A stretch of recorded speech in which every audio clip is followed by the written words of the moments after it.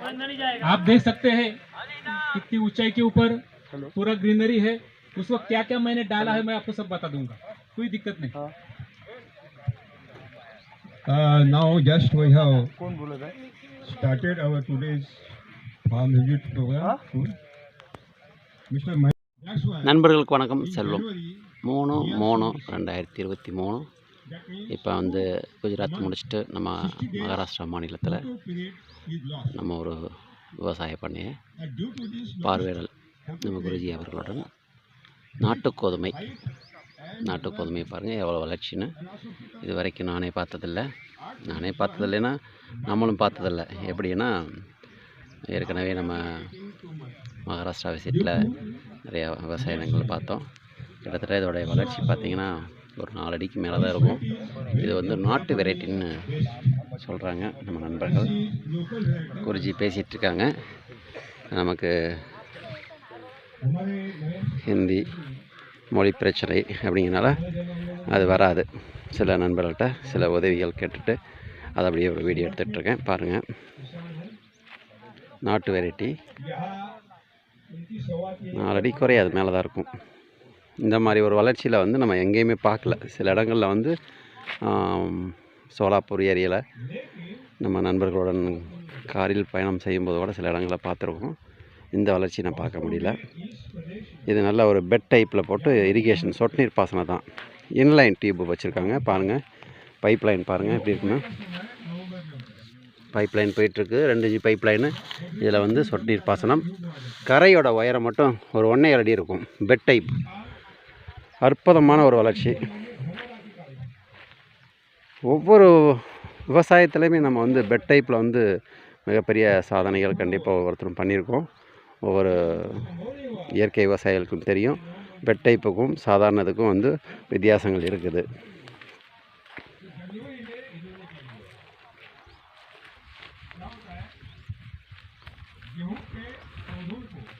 Bed type பாருங்கள், height பாருங்கள், மட்டம், தரை மட்டம். இதில் வந்து இந்த மட்டத்துக்கு வந்திருக்கு. கிட்டத்தட்ட ஒரு 1 அடி 1.25 அடி உயரம். இப்போ ஒரு நம்ம நண்பர் வந்திருக்காங்க, அவங்களோட பார்ப்போம். இதோட ஹைட் பாருங்கள். கிட்டத்தட்ட இவருடைய முழங்கை அளவுக்கு இதோட வளர்ச்சி இருக்குது. பாருங்கள், நல்லா தெரியும். தரை மட்டத்தில் தான் நிற்கிறாரு. கிட்டத்தட்ட 4 ஃபீட், நியர் 4 ஃபீட் வரும்ல. 4 ஃபீட்.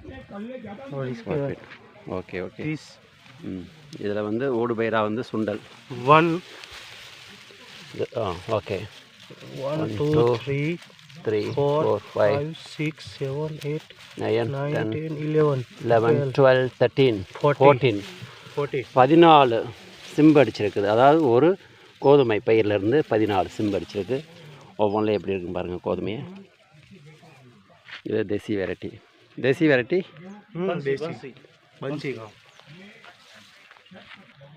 இது ஒரு அபரிதமான வளர்ச்சி இயற்கை விவசாயத்தில்.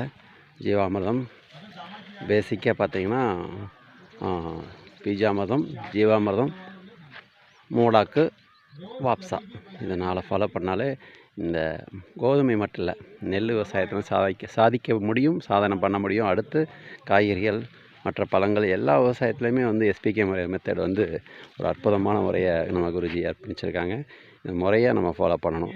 ஃபாலோ பண்ணால் விவசாயத்தில் தொழிலடைய வாய்ப்பே இல்லை. இந்த லைனில் உள்ள போகலாங்க. எனக்கு என்னோட நெஞ்சுக்கு ஹைட்டுக்கு இருக்குது. இந்த இடத்துல ஒரு அருமையான வளர்ச்சி.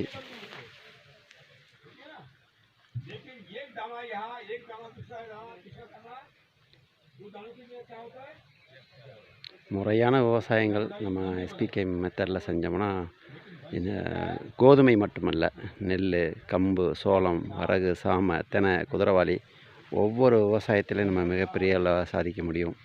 அதே போல் காய்கறிகள், மற்ற பழங்கள் எல்லாத்துலேயுமே நம்ம ஜெயிக்க முடியும். அடுத்து இந்த ஒரு விவசாயி வந்து உள்ள பெட் டைப் போட்டிருக்காங்க.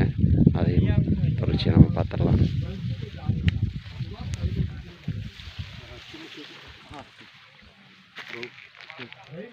இது ஒரு 5 லேயர் கான்செப்டில் எடுத்திருக்காங்கன்னு நினைக்கிறேன். நம்ம குருஜி நம்ம பேசின ஒரு பாடம் இந்த வீடியோ நம்ம தொடர்ச்சியாக பார்த்துடலாம். நம்ம குரூப்பில் ஜாயின் பண்ணுறதுக்கு டெலகிராம் லிங்க் இருக்குது. அந்த லிங்க்கில் ஜாயின் பண்ணிக்கோங்க. நமக்கு சில கேள்விகள் இருந்தாலும் நம்ம குரூப்பில் வந்து கேள்வி கேட்கலாம். அதே போல் முன்னோடி விவசாயிகளும் இதில் பதிலளிக்க கடமைப்பட்டிருக்காங்க. கண்டிப்பாக எல்லாம் சரியான ஒரு பதிலை கொடுப்பாங்க. கேள்விகளோடு நம்ம குரூப்பில் ஜாயின் பண்ணுங்கள். நன்றி.